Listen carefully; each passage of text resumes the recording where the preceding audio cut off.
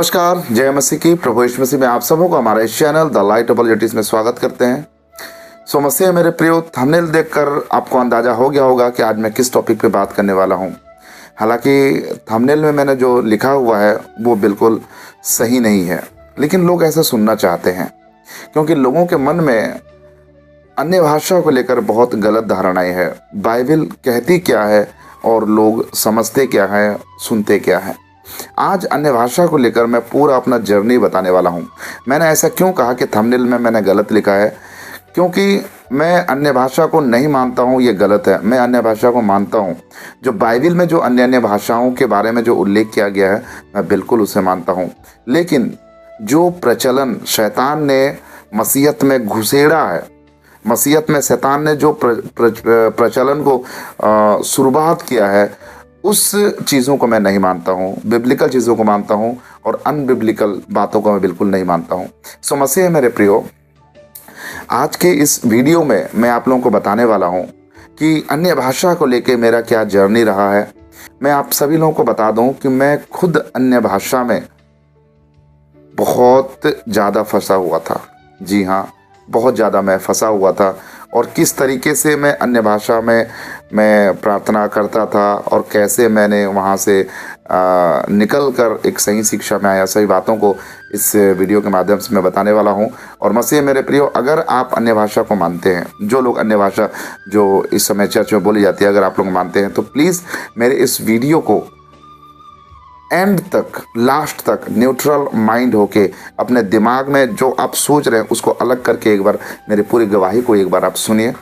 अगर आपको अच्छा लगता है तो एक्सेप्ट करिए, अन्यथा आप इसको स्किप कर सकते हैं। सो मसीह मेरे प्रियो, एक बार मेरी गवाही को पूरा जरूर से सुनिएगा।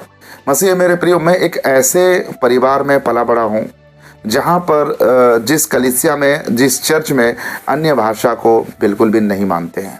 जी हाँ, बिल्कुल भी नहीं मानते हैं। लेकिन मैं बचपन से ही अन्य भाषा को जानने के लिए, अन्य भाषा को समझने के लिए बहुत ज़्यादा उत्सुक था। हमारे घर के पास में एक चर्च हुआ करता था जहाँ पर कि अन्य भाषा लोग बोलते थे, और वो पेंतिकोस्त चर्च था। और वहाँ पर अक्सर जाया करते थे क्योंकि हमारा जो खुद का जो चर्च है वो हमारे घर से लगभग 60 किलोमीटर दूरी में था।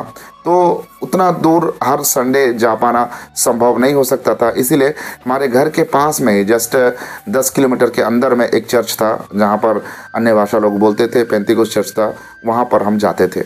हमको उस समय कुछ मालूम नहीं था। बचपन में मेरे पापा मम्मी को पता था, लेकिन हम बहुत छोटे थे उस समय। मेरा उम्र लगभग 5-6 साल का रहा होगा। तो उस समय ज़्यादा मुझे उतना कुछ जानकारी नहीं था, उतना कुछ मैं ज़्यादा जानता नहीं था क्या सही है क्या गलत है। बस मैं वचन सुनने के लिए बहुत तत्पर हुआ करता था, और बचपन में मैं वचन को बहुत ध्यान से मैं सुनता था। तो जो पास्टर है वो जो भी सुनाते थे, जो भी बताते थे, बड़े ध्यानपूर्वक मैं सुनता था। और उस समय मुझे एक संदर्भ क्या है ये सब, और उतना कम उम्र में भला किसको क्या पता रहता है। तो मैं बहुत प्रभावित था। पेंतिकोस्त चर्च के जो शिक्षक है, जो पास्टर वो सिखाते थे, उनकी शिक्षाओं से बहुत ज़्यादा प्रभावित था। और अन्य भाषा को लेकर बहुत ज़्यादा मैं सीरियस था। इवन मैं अन्य भाषा बोलने का कोशिश भी करता था। मैं जब पास्टर को देखता था कि पास्टर अन्य भाषा में प्रार्थना कर रहा है, बहुत देर तक प्रार्थना कर रहा है, तो मुझे ऐसा लगता था कि अरे ये पास्टर जो है बहुत पवित्र होंगे, बहुत धर्मी होंगे, प्रभु के साथ में बहुत ज़्यादा कनेक्ट होंगे। मैं ऐसा सोचता था। तो मैं जब उनको देखता था, वो पास्टर को प्रचार करते समय, अन्य भाषा बोलते समय, तो मेरे मन में भी जिज्ञासा उत्पन्न होता था कि मैं भी बोलूं। और मैं कई बार मैं बचपन में अन्य भाषा बोलने के लिए मैंने ट्राई भी किया। अपने घर में जाके प्रार्थना करता था। 6-7 साल की उम्र से ही मैं इतना सीरियस था इन सभी बातों को लेकर। तो मैं अकेले में प्रार्थना भी करता था। कभी कभी मैं चलता फिरता था, तालाब जाता था नहाने के लिए। तो उस समय मैं रास्ते में, मैं बचपन से ही अक्सर मैं अकेले समय बिताना मुझे ज़्यादा अच्छा लगता था। ज़्यादा भीड़, ज़्यादा दोस्तों के साथ में रहना, बातें करना, मुझे बचपन से मुझे उतना इच्छा नहीं था। तो मैं जब तालाब जाता था नहाने के लिए, तो रास्ते में मैं यही सोचता था कि काश मैं भी अन्य भाषा बोल पाता। और मैं प्रार्थना करता था प्रभु से, प्रभु मैं अन्य भाषा बोलना चाहता हूँ, मैं अन्य भाषा बोलना चाहता हूँ। क्योंकि वो जो पास्टर वो सिखाते थे कि तुम प्रार्थना करो, मांगो प्रभु से। कुछ लोगों ने तो ऐसे भी गवाही दिया था, मैंने सुना है कि मैंने अन्य भाषा को प्रभु से छीन कर लाया है। तो ये सारे गवाहियाँ सुनने के बाद मुझे भी ऐसा लगता था कि मांगना है, प्रभु मुझे दे, मुझे बोलना है, अन्य भाषा बोलना है। कई बार मैंने ट्राई किया और ट्राई करने के बाद कई बार मैं बोला भी। मेरे पापा मम्मी भी इस बात के गवाह है, मेरे घर परिवार में भी इस बात के गवाह है कि मैंने एक दो बार मैंने अन्य भाषा में मैंने बोला भी। ठीक है, तो ये दौर चलता रहा, ऐसे ही आगे बढ़ता रहा। और जब मैं बड़ा हुआ, बड़ा होने के बाद अपने पढ़ाई किया, पढ़ाई कंप्लीट करने के बाद में जब मैं बाइबल ट्रेनिंग के लिए मैं गया, इसी बीच में बहुत कुछ हुआ जो मैं शेयर करना नहीं चाहता हूँ। सो उसके बाद मैं बाइबल कॉलेज में गया पढ़ाई करने के लिए, थियोलॉजी पढ़ाई करने के लिए मैं गया और वहाँ पर मैंने अपना बाइबल अध्ययन मैंने पूरा किया। सो जिस बाइबल कॉलेज में बाइबल थियोलॉजी पढ़ाई करने के लिए गया था, वहाँ पर भी अन्य भाषा को बिल्कुल भी नहीं माना जाता था, अन्य भाषा को वहाँ पर नहीं मानते थे। ऐसे बाइबल कॉलेज में मैंने पढ़ाई किया है। बावजूद इसके मेरे अंदर में वही पुरानी बातें, पुरानी शिक्षाएं, जो पास्टर की बातें, वो मन में रिपीट होता था। और मैं सोचता था कि वो बनाकर तो नहीं बोलते होंगे, क्योंकि वो इतने सीरियस दिखने में है और इतने अच्छे से प्रचार करते थे, तो वो कभी तो सोच के बना के तो नहीं बोलते होंगे। तो मेरे मन में कहीं ना कहीं वो बात खटकता था हर समय।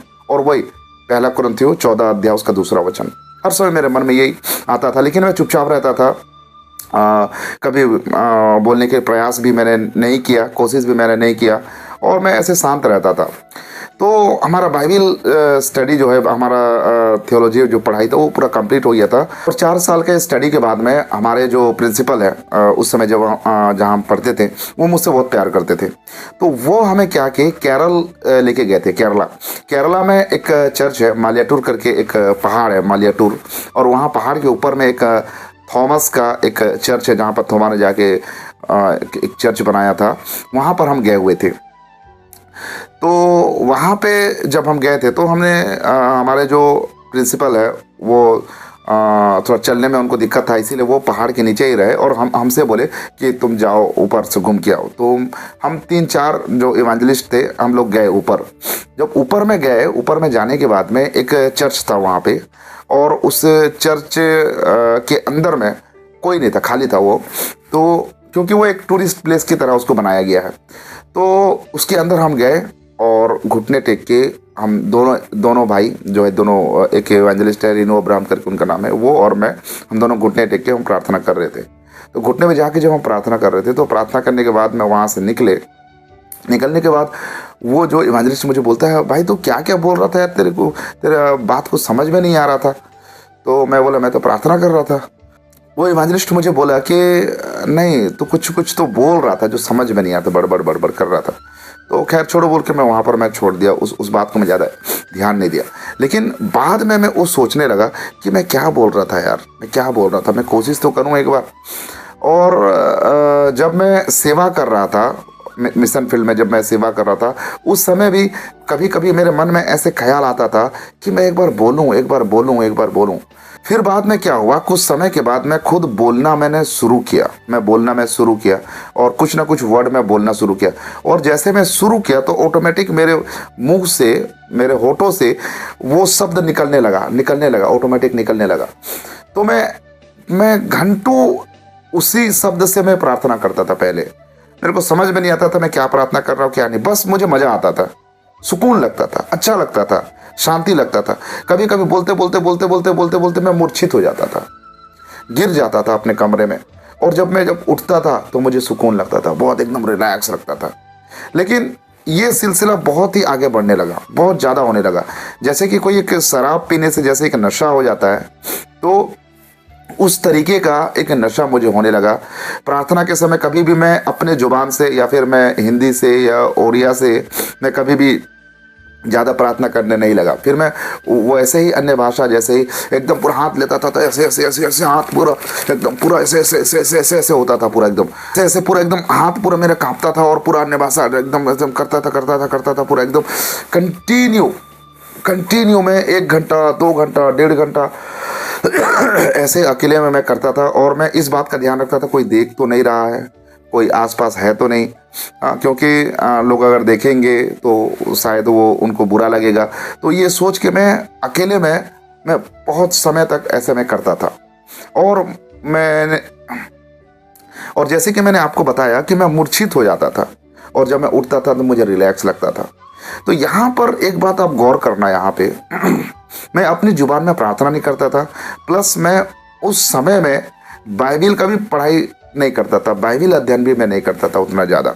बस बाइबिल कब पढ़ता था मैं, जब चर्च में मुझे कहीं प्रचार करना पड़ता होता था, कोई कॉटेज प्रेयर में जाके मुझे वहाँ पे प्रचार करना होता था, और या फिर किसी के बर्थडे सेलिब्रेशन में, ऐसे कहीं कहीं हम लोग जाते थे, क्योंकि मैं उस समय इवेंजलिस्ट था, मिशन के अंडर में मैं काम करता था। तो मैं बस प्रचार करने के लिए बाइबिल पढ़ता था, बाइबिल निकलता था, बाइबिल पढ़ता था, और ज़्यादा मैं बाइबिल स्टडी नहीं करता था उस समय। बस चर्च का काम है और जो संडे स्कूल हो गया, इन सभी बातों के लिए जब प्रिपेयर करता था, मैं व्यक्तिगत बाइबिल अध्ययन सच कहूँ तो मैं उसमें नहीं करता था, ठीक है। और अपने जो भाषा में भी मैं व्यक्तिगत प्रार्थना में नहीं करता था, बस केवल और केवल जब भी प्रार्थना करता था तो अन्य भाषा में प्रार्थना करता था। और इस बात को मैंने किसी को भनक होने भी नहीं दिया था, क्योंकि लोग मेरा मजाक बनाएंगे या फिर लोगों को बुरा लगेगा, ये सोच के मैं किसी को बताता भी नहीं था। ये सिलसिला आगे चलता रहा। लेकिन मेरे मन में एक सवाल ये आता था कि व्यक्तिगत उन्नति, ये बात तो मुझे मालूम था, बचपन से मुझे मालूम था कि अन्य भाषा बोलने वालों को व्यक्तिगत उन्नति होती है। लेकिन मेरे मन में ये हर समय एक ख्याल आ रहा था कि वो व्यक्तिगत उन्नति है क्या, किस चीज़ को व्यक्तिगत उन्नति कहा जाता है? क्या मैं जो रिलैक्स फील करता हूँ, क्या वही व्यक्तिगत उन्नति है?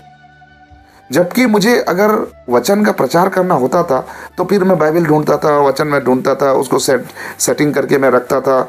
और मैं उस समय तो गूगल यूट्यूब ये सब कुछ नहीं था उस समय, और था भी तो मुझे नहीं मालूम, उस समय मैं उसका इस्तेमाल नहीं करता था, क्योंकि मेरे पास एक कीपैड फ़ोन था ब्लैक एंड वाइट का।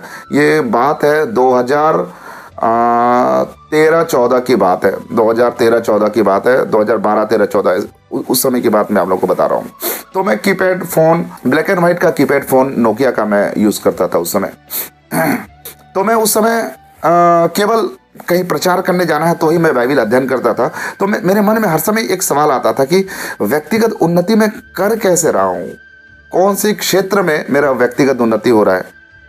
जबकि मैं प्रचार करता हूँ तो मैं प्रचार के लिए ही बाइबिल पढ़ रहा हूँ, है ना।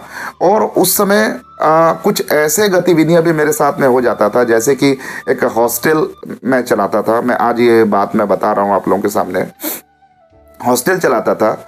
और कई बार क्या होता था कि उस हॉस्टल चलाने के लिए जो हमारे मिशनरी है वो पर्याप्त पैसा मुझे नहीं देते थे, जो सब्जियां खरीदने के लिए और भी बच्चे लोगों के लिए कॉपी किताब पेंसिल खरीदने के लिए जो मिशनरी वो पर्याप्त पैसे नहीं देते थे। तो मैं कई बार गुस्से होके क्या करता था, जब मैं उनके पास में जब बिल लेके जाता था, बिल उनके सामने मैं रखता था, तो मैं कुछ बढ़ा के बना देता था बिल। पैसे बढ़ा के, जैसे कि अगर 100 रुपया खर्चा हुआ है तो मैं 110 120 बना देता था।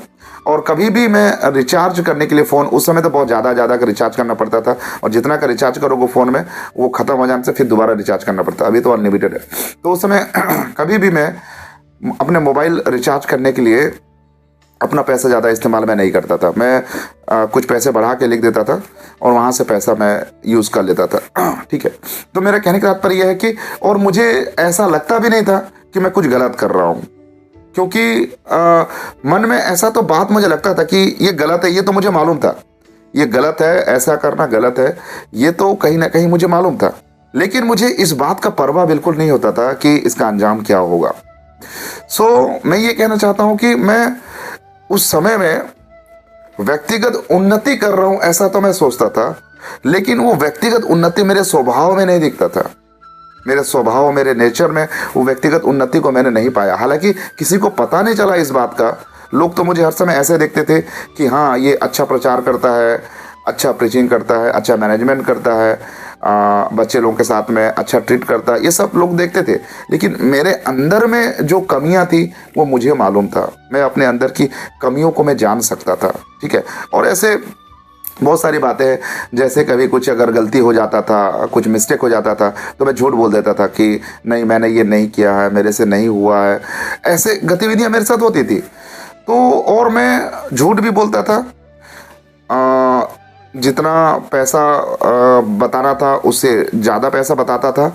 बावजूद इसके जब मैं प्रार्थना में जाता था, अन्य भाषा में घंटों प्रार्थना करता था, रिलैक्स होकर मैं लेट जाता था, उठता था और मुझे बहुत सुकून लगता था। तो मैं इसीलिए प्रार्थना करता था कि मुझे वो रिलैक्स, और वो जो रिलैक्स जो लगता है ना, वो चीज़ मुझे बहुत मज़ा आता था, बहुत अच्छा, बहुत आनंद लगता था। इसीलिए उस चीज़ के लिए ही मैं प्रार्थना किया करता था। लेकिन मन के अंदर मेरा हर समय खटकता था एक चीज़ कि कुछ तो है, कुछ तो कमी है जिसको मुझे और भी जानना है और भी समझना है। और वो कमी क्या है, वो चीज़ों को मैं समझने के लिए मैं प्रार्थना किया एक बार सच्चे हृदय से। एक बार मैं चर्च का जो सर्विस ख़त्म हो गया, सब लोग चले गए, बच्चे लोग हॉस्टल चले गए और जो विश्वासी लोग अपने घर चले गए, तो अंदर वेदी के सामने घुटने टेक कर मैं एक बार प्रार्थना करने लगा, रो रो के आंसुओं के साथ प्रार्थना करने लगा।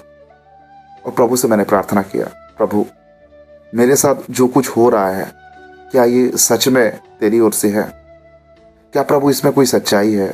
जो मैं अन्य भाषा में प्रार्थना करता हूँ, मुझे बहुत रिलैक्स लगता है, मुझे बता प्रभु। क्योंकि मैं जो बोलता था मुझे समझ में नहीं आता था, और जो समझ में नहीं आता था तो उसमें मेरी उन्नति होगी कैसे? तो मैं उस दिन, यकीन मानिए, मैं कितना देर प्रार्थना किया मुझे वो तो उतना याद नहीं है। लेकिन चर्च के बाद में बच्चे लोग खाना खाते हैं, खाना खाने के बाद में वो पूरा खेलते हैं, खेलने के बाद में वो जाकर पढ़ाई करने के लिए बैठते हैं। तो मैं प्रार्थना के बाद उठ के जब मैं जाके देखा हॉस्टल का जो हॉल था, उस हॉल में मैं जाके देखा तो बच्चे सब बैठ के पढ़ाई कर रहे थे। तो आई थिंक मेरे ख्याल से 3-4 घंटा का समय हो रहा होगा। तो मैं जब प्रार्थना कर रहा था, वहाँ पर प्रार्थना करने से मुझे एक नतीजा ये मिला, मेरे मन में एक आवाज़ आया कि तू बाइबिल पढ़, बाइबिल पढ़। हर समय मेरे मन में यही ख्याल आया, मेरे कानों में मानो कोई कह रहा है कि तू बाइबिल पढ़। मेरे बुद्धि, मेरा दिमाग सब कुछ सुन्न हो चुका था। बार बार मेरे अंदर में आघात कर रहा था, कोई कह रहा था कि तू बाइबिल पढ़, बाइबिल पढ़। तब से मैं बाइबिल को पढ़ना मैं शुरू किया, वचन को पढ़ना मैं शुरू किया, गहराई से, संदर्भ के साथ। क्यों पहला कुरिन्थियों 14 अध्याय को क्यों लिखा गया, उसका मकसद क्या था, इन सभी चीज़ों को मैं पढ़ना शुरू किया। और इतना ज़्यादा मैं पढ़ता था बाइबिल कि मैं आपको बता नहीं सकता। अन्य भाषा में जो प्रार्थना करता था, वो प्रार्थना करना मैं बंद कर दिया।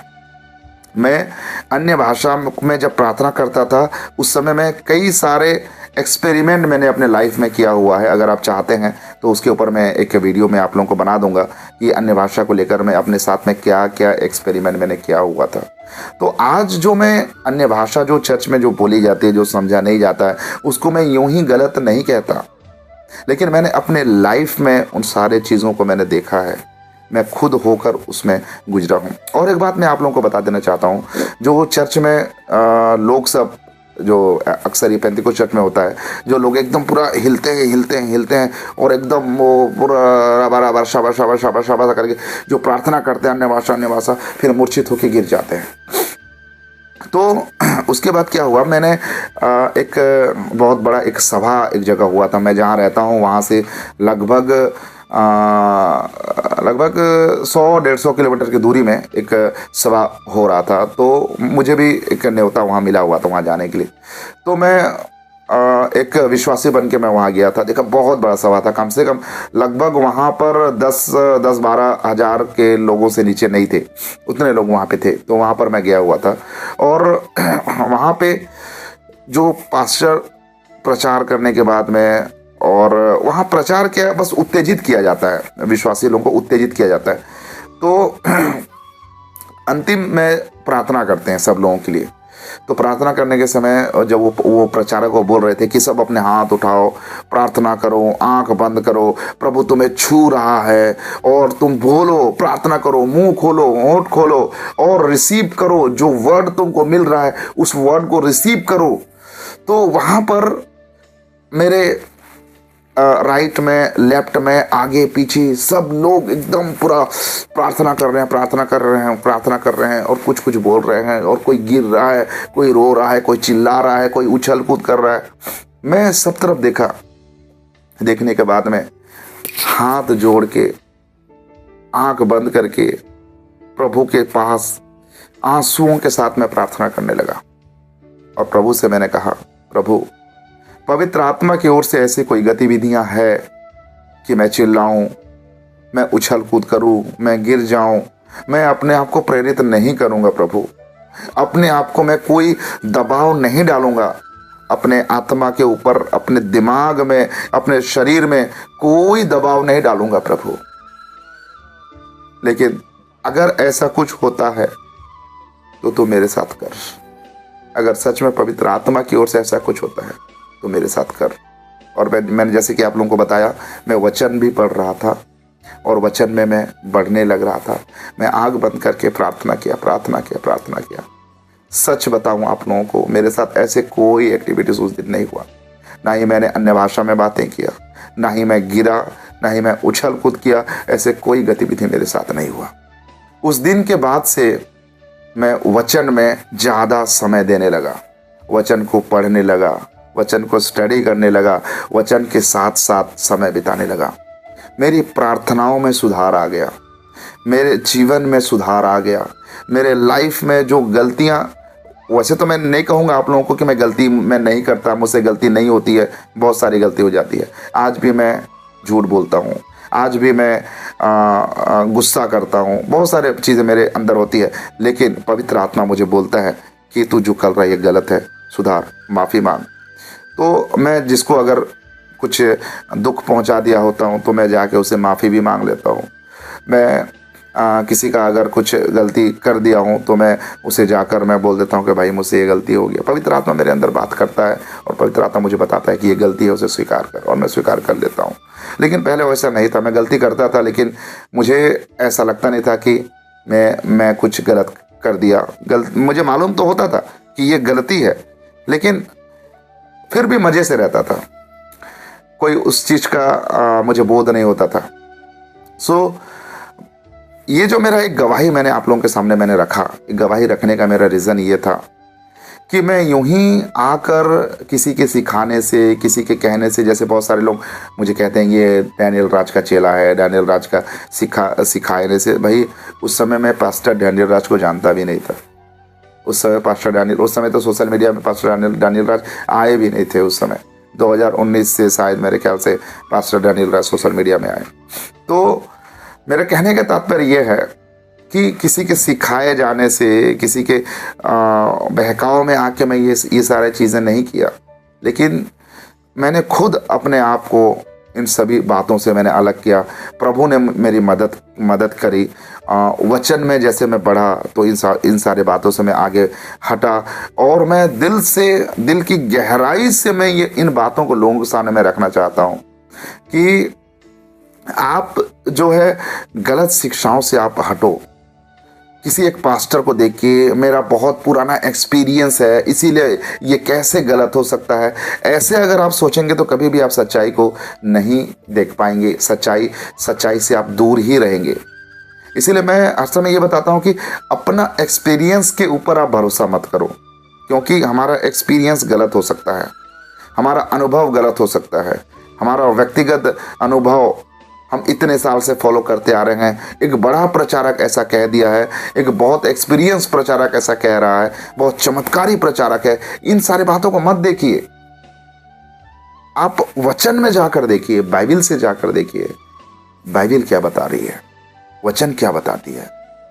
क्योंकि देखिए प्रभु यीशु मसीह को मालूम था कि ऐसे बहुत सारे भरमाने वाले आएंगे, बहुत सारे चमत्कारी बातें होंगे, बहुत सारे अद्भुत बातें होंगे, बहुत मिरेकल होंगे, बहुत ऐसे बातें होगी जो हम भ्रमित हो जाएंगे। लेकिन ऐसे समय में हम सच्चाई को कैसे जान पाएंगे? और वो एकमात्र उपाय है, वो है परमेश्वर का वचन। परमेश्वर के वचन के आधार पे ही हमको चीज़ों को देखना है, अन्यथा हम भरमाए जाएंगे। पवित्र आत्मा के नाम से आज लोग ढोंग परोस रहे हैं, कहते हैं पवित्र आत्मा ये कह दिया, पवित्र आत्मा वो कह दिया, और ऐसे ऐसे दर्शन के बारे में बताते हैं, ऐसे ऐसे स्वप्न के बारे में बताते हैं, ऐसे ऐसे गतिविधियों को वो करते हैं पवित्र आत्मा का नाम लेकर, जो गतिविधियां, जो दर्शन, जो स्वप्न कभी भी बाइबल के साथ मैच नहीं खाती है। क्या पवित्र आत्मा बाइबल के विरुद्ध में कुछ ऐसे बातें दिखाएगा? बिल्कुल भी नहीं। ये पवित्र आत्मा की ओर से नहीं है।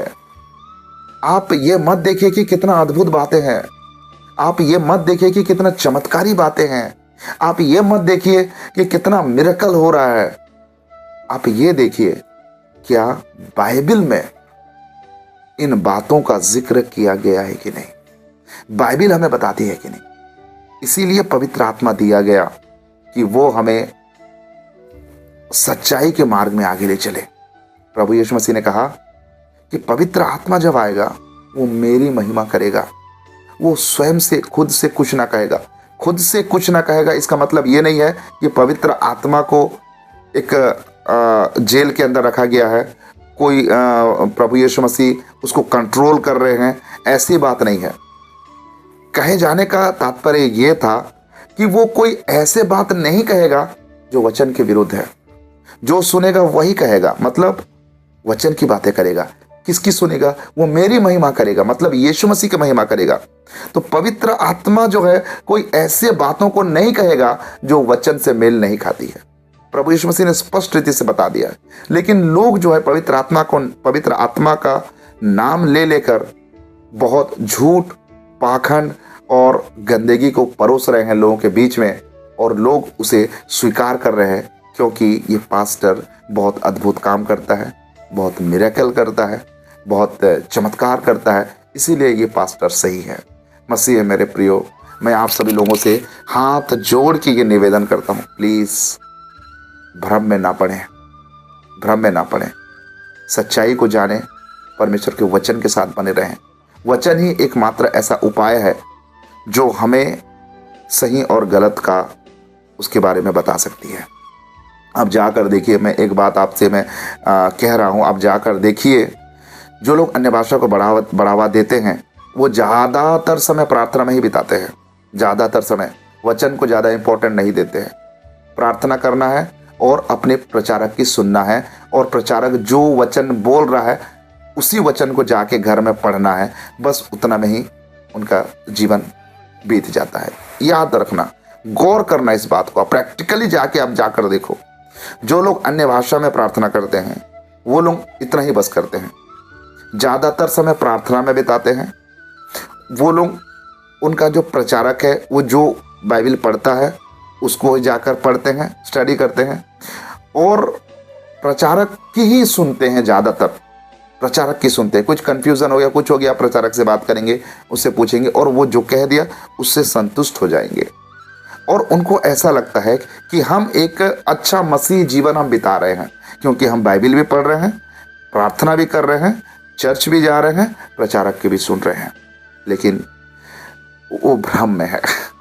शैतान का काम ही तो ये है मेरे भाई, मेरे दोस्त, मेरे प्रियो। शैतान का काम ही ये है कि वो हमें भ्रम में डाले। वचन को आप पवित्र आत्मा के हाथ में खुद को सौंप के आप मनन करिए, पढ़िए, स्टडी करिए, संदर्भ के साथ पढ़िए। एक ही वचन को पढ़ के उसको बड़ा बड़ा पहाड़ बनाने की आवश्यकता नहीं है। संदर्भ के साथ पढ़िए और उस चीज़ों को आप समझने का प्रयास करिए। पवित्र आत्मा के हाथ में आप सौंपिए खुद को, तब वो आपके मन में डालेगा चीज़ों को, आपको सिखाएगा, तब जाके आप एक सही शिक्षा में आप आगे बढ़ेंगे। सो मेरा ये मेरे जीवन का एक गवाही मैं जो आप लोगों के सामने मैं रखना चाहता था काफ़ी दिनों से, लेकिन मैं इन सारी बातों को रिकॉर्ड नहीं कर पा रहा था। तो आज जब मैं सुबह उठा, जैसे कि आप सभी लोग को मैं बता दूं कि मैं हर रोज़ पवित्र आत्मा मुझे सुबह उठा देता है, 3 बजे उठा देता है, और मैं बाइबल स्टडी करता हूँ या कुछ स्टडी करना होता है, प्रार्थना में, इस सारी चीज़ों में समय बिताता हूँ। तो आज मेरे मन में ऐसे अगुवाई हुआ कि मैं अपने गवाही को आप लोगों के सामने रखूँ, तो मैंने ये गवाही को आप लोगों के सामने रखा। मैं आप सभी लोगों से ये रिक्वेस्ट करता हूँ, प्लीज़ इस गवाही को आप आगे लोगों तक शेयर करें, लोगों तक पहुँचाएँ इस गवाही को, ताकि लोगों को सच्चाई का पता चल सके। मेरा इस समय एक मेरी प्रार्थना है कि प्रभु के सामने मैंने एक प्रार्थना में रख रहा हूँ और प्रार्थना कर रहा हूँ कि पहला कुरिन्थियों 14 अध्याय को समझाने के लिए मैं एक शॉर्ट फिल्म बनाना चाहता हूँ। आप लोग भी मेरा ये जो बोझ है इसके लिए आप भी प्रार्थना करें, ताकि एक शॉर्ट फिल्म बना के पूरे जो बैकग्राउंड है कुरिन्थियों के चर्च का बैकग्राउंड को मैं लोगों के सामने मैं दिखा सकूँ, क्योंकि प्रचार कर करके मैं थक गया हूँ। बहुत सारे लोगों ने, पैस्टर डैनियल राज जैसे जो प्रचारकों ने भी बहुत सारी चीज़ों को प्रचार किया, लेकिन फिर भी लोग जो है चीज़ों को समझना नहीं चाहते हैं।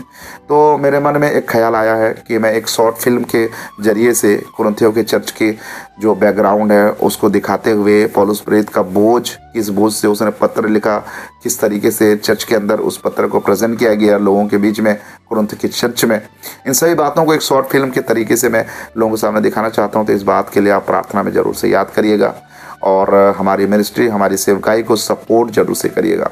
तो आज के लिए बस इतना ही। मिलते हैं किसी और एक नए दूसरे वीडियो के साथ। तब तक के लिए प्रभु आप सबको आशीर्वाद प्रदान करें। आप सबको नमस्कार, जय मसीह की, praise the Lord, God bless you.